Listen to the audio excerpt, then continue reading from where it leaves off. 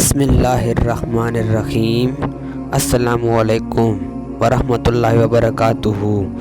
میں ہوں حسن اختر۔ امید کرتا ہوں کہ تمام دوست احباب بہن بھائی اللہ پاک کے فضل و کرم سے خیریت و عافیت سے ہوں گے۔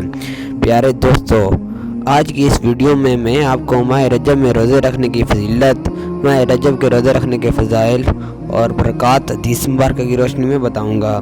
پیارے دوستو، ماہ رجب بہت ہی برکتوں والا، فضیلت والا، حکمت والا مہینہ ہے۔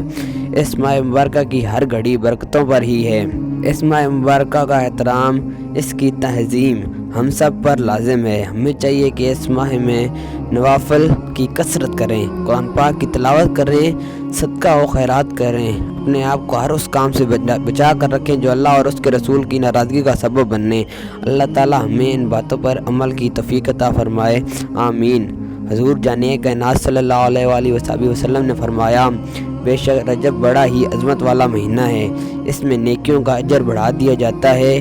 اس ماہ مبارکہ میں جس کسی نے ایک دن کا روزہ رکھا وہ ایسا ہے گویا اس نے سال بھر کے روزے رکھے۔ سبحان اللہ، کتنی پیاری حدیث مبارکہ ہے۔ پیارے دوستو، آپ نے رجب کا ایک روزہ رکھ ہی لینا ہے۔ اللہ پاک ہمت دے، توفیق عطا فرمائے، آپ رجب کے زیادہ روزے رکھیں، مزید اجر و ثواب کے حقدار بنیں۔ مزید ماہ رجب میں روزے رکھنے کی فضیلت جانتے ہیں۔ صحابی جنتی ابن جنتی حضرت عبداللہ بن عمر سے پوچھا گیا کہ آپ صلی اللہ علیہ وسلم ماہ رجب میں روزے رکھتے تھے؟ انہوں نے ارشاد فرمایا، ہاں، آپ صلی اللہ علیہ وسلم رجب کو اہمیت بھی دیتے تھے۔